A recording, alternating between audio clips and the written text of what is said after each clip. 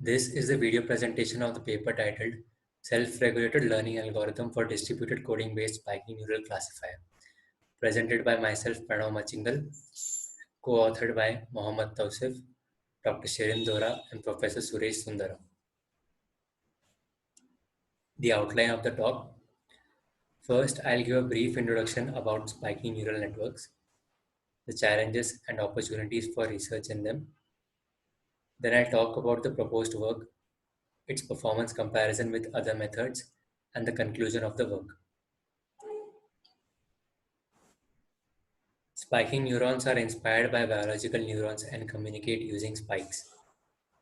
SNNs have attracted research interest to achieve properties similar to biological neural circuits like analog computation, low power consumption, event-driven processing, and massive parallelism. This makes them a suitable model for energy-efficient neuromorphic hardware devices.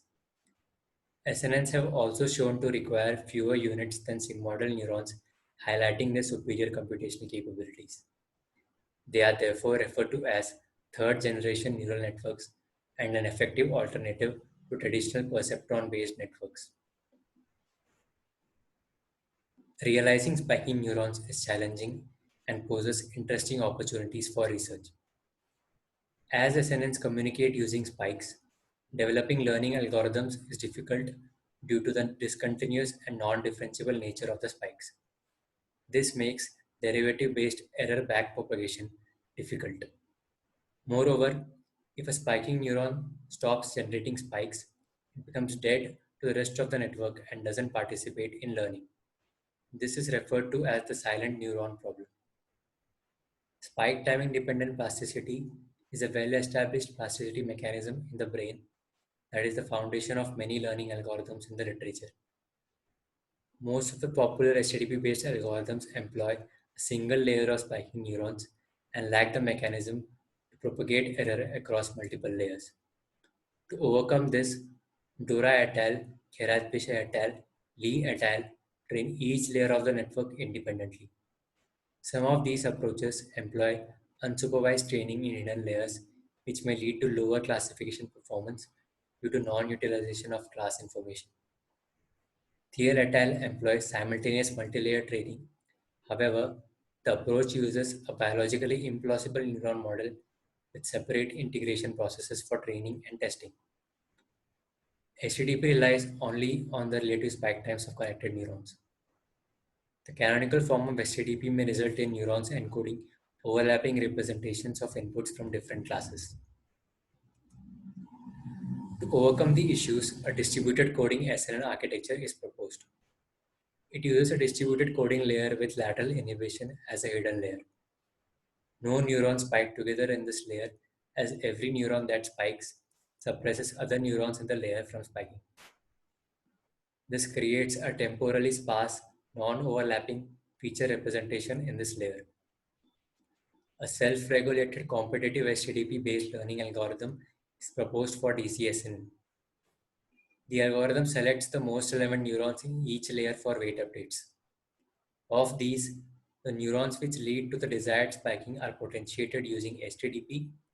The neurons which lead to undesired spiking are depressed using anti-HTTP. The algorithm uses an adaptive learning rate and sample selection strategy to improve generalization. The lateral inhibition in the DC layer induces competition in neurons to be selected for update. When the network converges after training, the correct class neuron spikes first for a given sample. To encode real-valued features, DC-SNN uses population encoding. Each feature is encoded with a fixed number of receptive field neurons. The figure shows encoding with 5 receptive field neurons. Each receptive field neuron has a center mu and a constant width sigma. For a given input feature, the excitation is computed for the receptive field neurons it is connected to. The excitation is then converted into a single spike time for each neuron. The given figure, the input feature gets excited most by the yellow colored receptive field neuron, which has the center closest to it, and hence it spikes earlier. The rest of the receptive field neurons, which have centers further away from the input feature, spike late.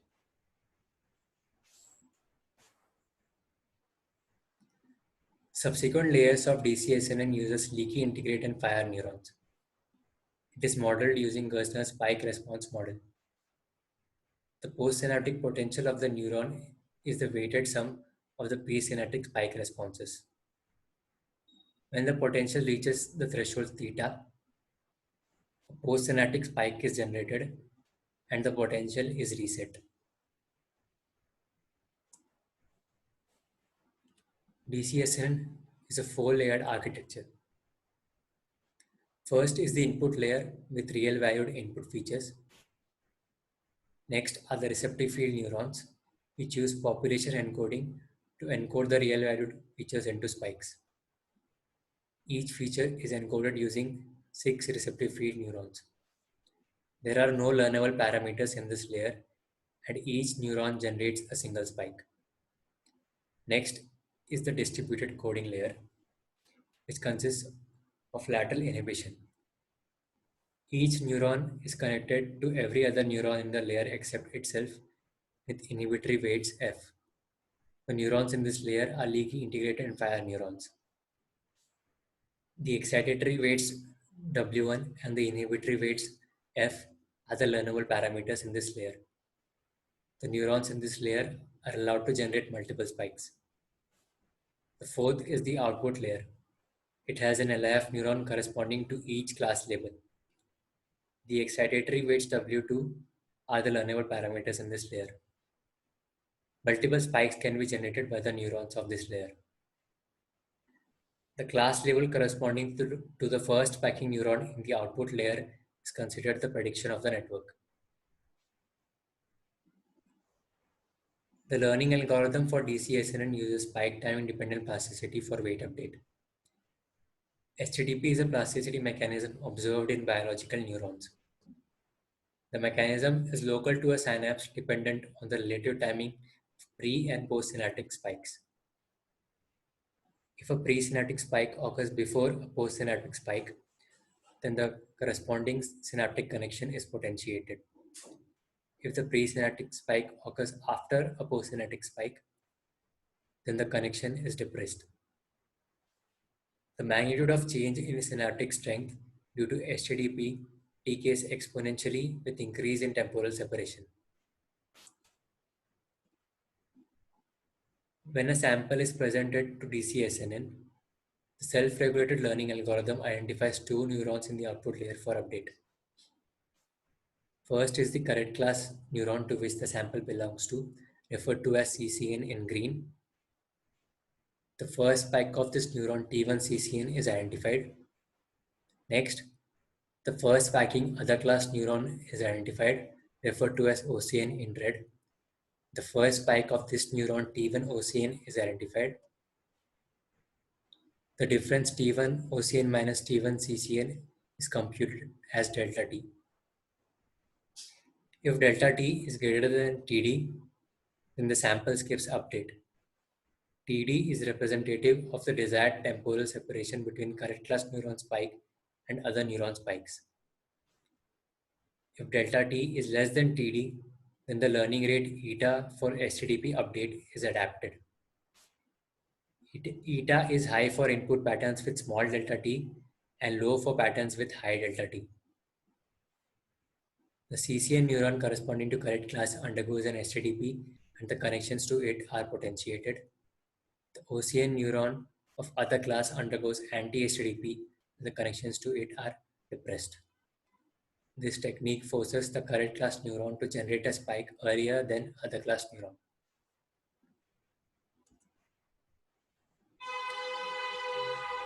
From the sparsely encoded spikes in the DC layer, the learning algorithm identifies the spike which contributed most potential to the correct class neuron spiking. This spike is referred to as TMCC in blue. The neuron MCC corresponding to this spike is identified. This neuron MCC undergoes HTTP and the connections to it are potentiated. Similarly, The spike TMCO, which contributed most potential to the first spike of other class neuron, is identified. The corresponding neuron MCO undergoes an anti-HTTP and the connections to it are depressed. This technique forces the DC layer representations relevant to the correct class to fire early and the irrelevant features to fire late.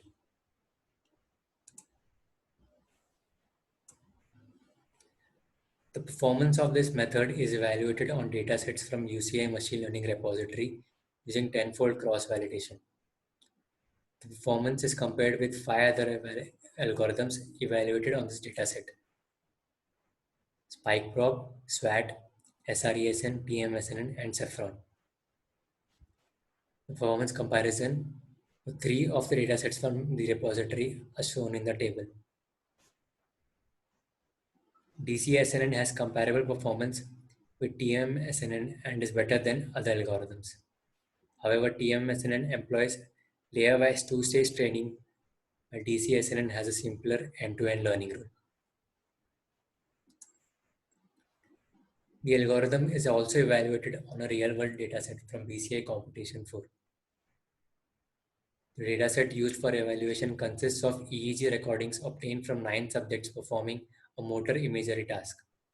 The subjects are asked to imagine moving one of the 4 body parts, namely left hand, right hand, the feet, tongue, which correspond to 4 different classes. Performance comparison is shown for left hand versus right hand classification problem. The classification performance of DC-SNN is compared with linear discriminant classifier on features extracted using common spatial patterns, referred to as CSP-LDA, which is a common method for such data.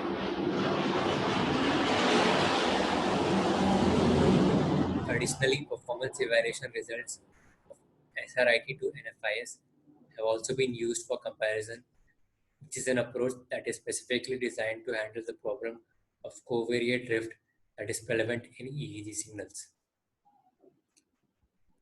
The mean and standard deviation of the 9 subjects are shown.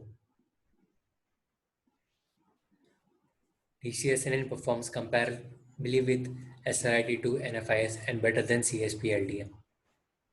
However, DC-SNN uses a simpler network and learning rule than SRIT2 NFIs. To conclude the work, a new architecture for multi-layer spiky neural networks, referred to as distributed coding SNN or DC-SNN with lateral inhibition in hidden layers, is presented. An HTTP-based self-regulated learning algorithm which selects the appropriate samples, neurons in different layers, and adapts the learning rate for better generalization is proposed. The performance results indicate that DC-SNN is one of the better multi-layer end-to-end training models for multi-class classification problems in SNNs. The performance on BCI dataset indicates the approach is capable of handling real-world classification problems. The future direction will be extending the proposed learning algorithm for deep spiking neural networks and complex datasets like the handwritten digit recognition dataset. Thank you.